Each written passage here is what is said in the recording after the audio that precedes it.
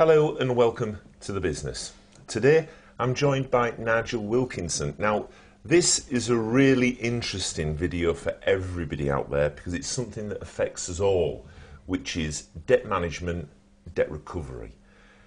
The videos are going to be split into 4 parts because we want to sectionalise them so it helps you. So first of all, welcome to Nigel and welcome to the business. So first of all, Nigel, the first part I want to get is, I'm in business, I've invoiced somebody an item for £10,000.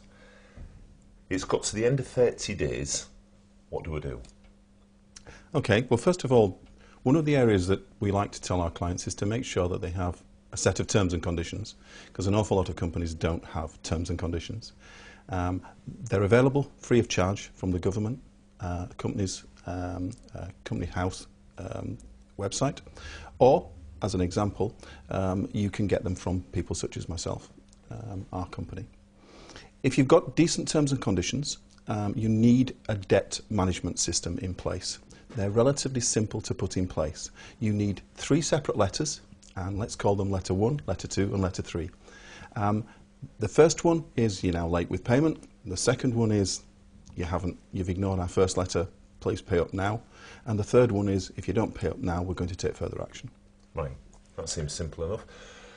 Those samples of letters are available on this site to have a look at and download any time. So if you haven't got them, do so. And as Nigel's already said, you really do need those terms and conditions because they're really important even if they don't pay, because if we have to go further down the line, that's going to make it easier, isn't it? Absolutely. One of the issues that we find as a debt management company and the frustrations we have is that people will come to us and say that a person hasn't paid them, and when we look at their invoice, they've never asked for payment. Make sure you have payment terms on, payment within 30 days, payment monthly, payment within 7 days, but ask for the payment. Make sure on the back of the invoice and on the back of every piece of paper you send to your customer, you have your terms and conditions. With modern day printers, it's easy enough to print them on. Yeah, brilliant.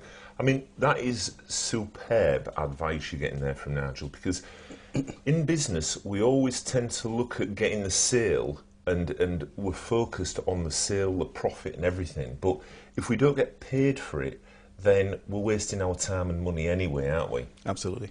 So what we're going to glean from this first part then, to cap off, is the fact that we need to have a good set of T's and C's in place, terms and conditions. We also need to have a great process in place to send out those 3 letters and really keep control of that and make sure that that system is adhered to month in, month out. Is that right?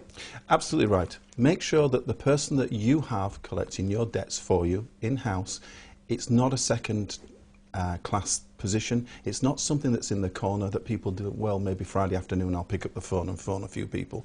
Make sure it's an integrated part of your sales process.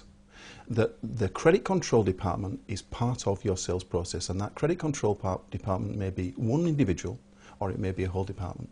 But make sure it is an integrated part of your sales process. That's great advice on part 1. So now let's look at part 2.